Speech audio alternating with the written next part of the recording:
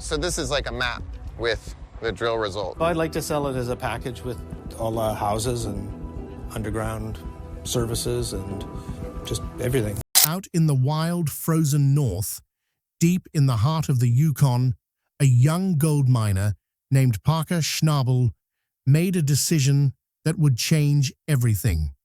At just 29 years old, Parker wasn't just chasing gold, he was chasing legacy. And to do it, he bet it all.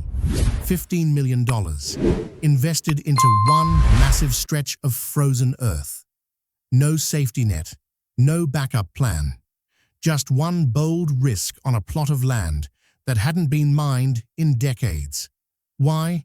Because Parker believed something extraordinary was buried beneath that frozen ground.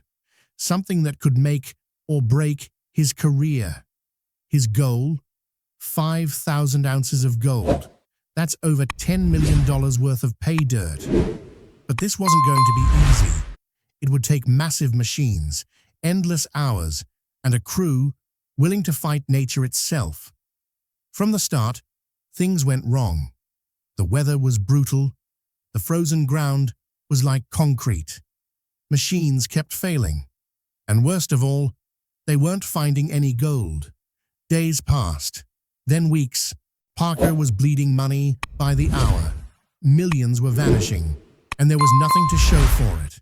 Tensions rose. The crew started to lose faith. The pressure on Parker was crushing. Had he pushed too far? Had his boldest gamble turned into his biggest mistake? But just when it seemed like all hope was lost, something changed. In a quiet, overlooked corner of the claim, one of the crew noticed something glimmering in the wash plant. At first, it looked like nothing, just a flicker. But then, the trays started filling. Gold, real gold, not dust, but thick, heavy nuggets. Cheers erupted. The crew came alive. Parker's eyes lit up. They had finally hit the mother lode, and it was richer than anyone imagined. After months of heartbreak, their gamble had finally paid off. For a moment, it felt like victory. But fate wasn't done yet. Just as they prepared to scale up and recover even more gold, disaster struck. A mechanical failure, a devastating breakdown, and with it, the very real threat that all of their hard-won success could slip away. The gold was real. The dream was alive. But the cost? Even higher than they imagined. This is not just a story about gold. It's about risk, ambition, heartbreak, and the human spirit. The spirit that keeps digging when the world says stop. This is Parker Schnabel's $15 million gamble. And if you're ready to uncover the truth buried beneath the Yukon ice, hit that subscribe button and join us for an unforgettable journey into the highs and lows of gold rush history. This whole adventure really started with an idea from a hockey legend. Parker Schnabel had always remembered the words of Wayne Gretzky. "You miss 100% of the shots you don't take." That one quote stuck with him.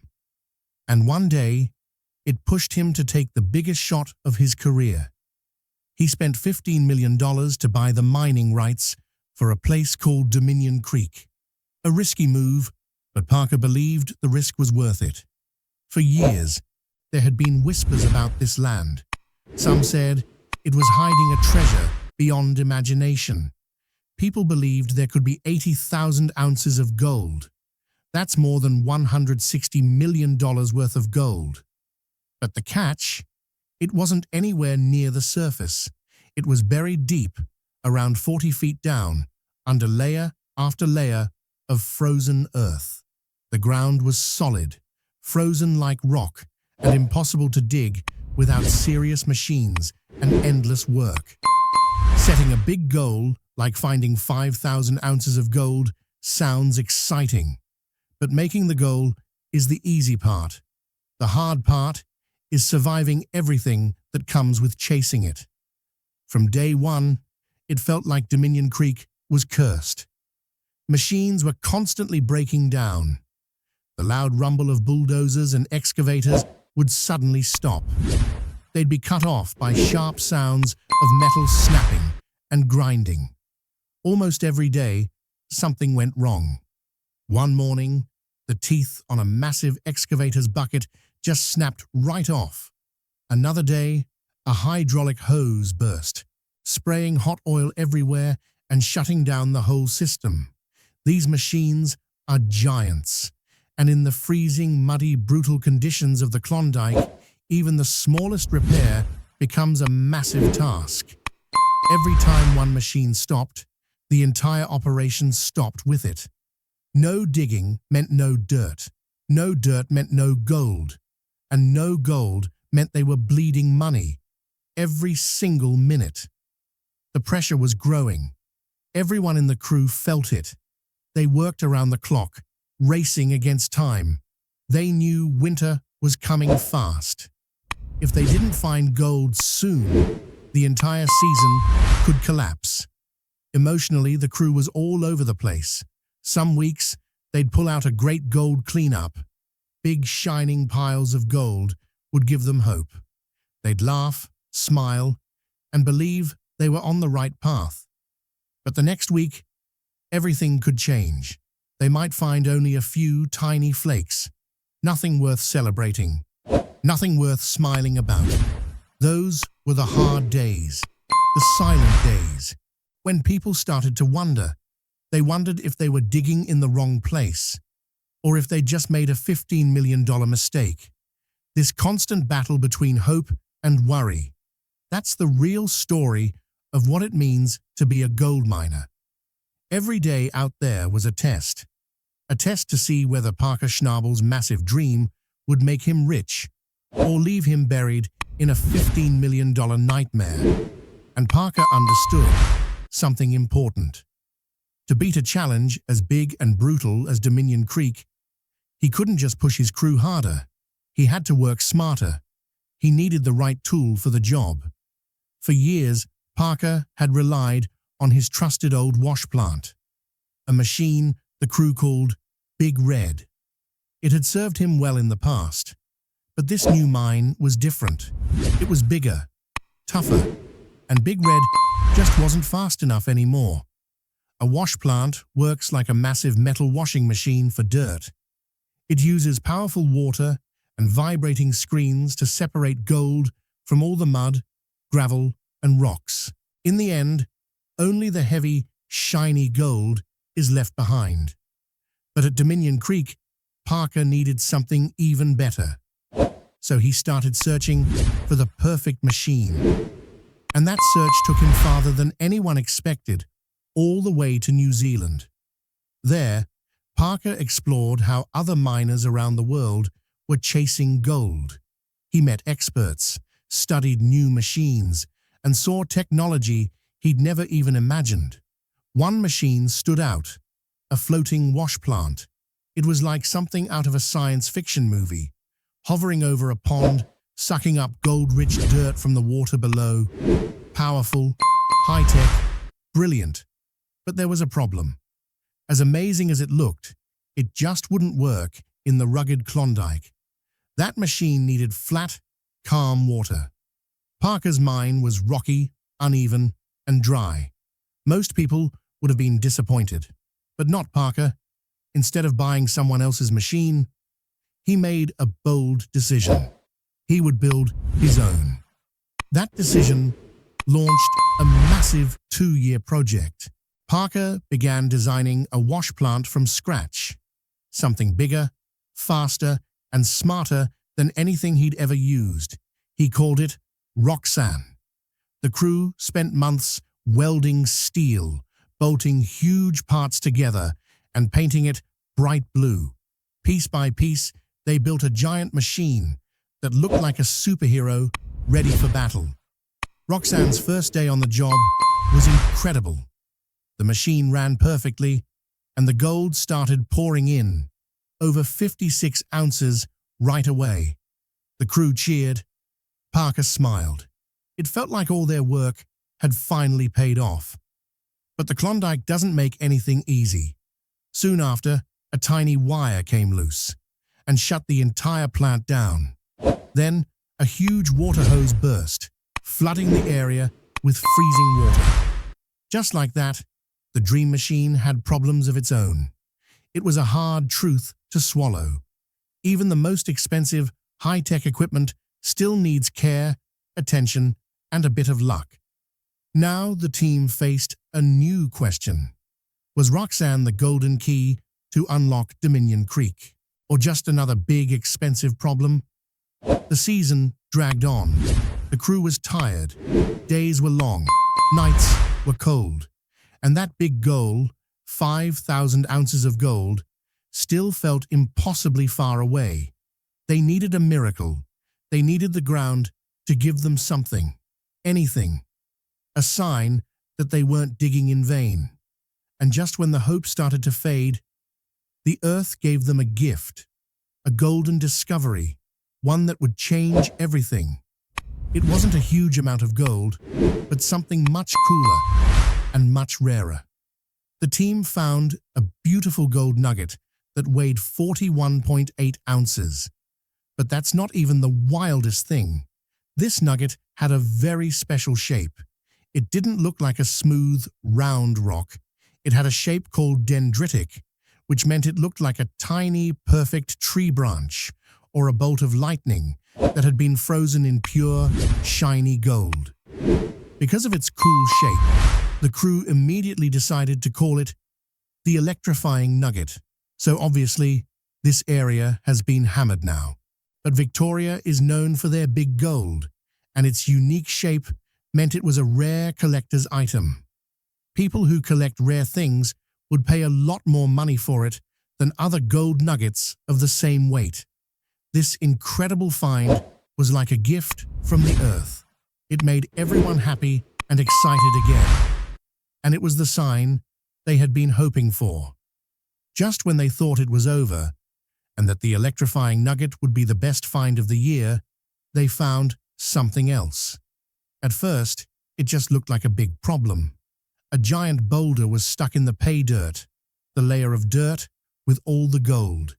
It was so big, it was blocking their work and stopping the whole operation. But when they got a closer look at the giant rock, they saw something amazing shining on its surface. It was gold. Thick veins of gold were running all through the rock. This wasn't just a rock in their way.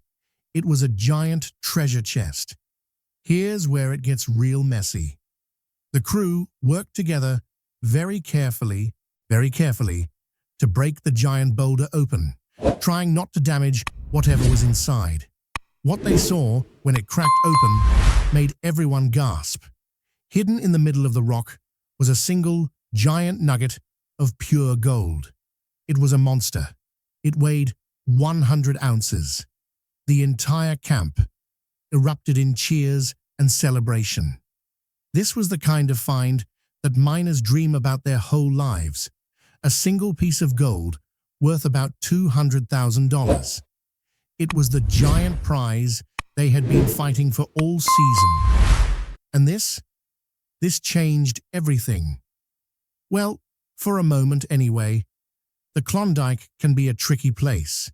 It can give you a wonderful treasure 1 minute and then teach you a hard lesson the next. As far as the season goes, the final total was 707.381. That is unreal. It sets us up so well for the next few years. The giant nugget was so special because it was one solid, beautiful piece.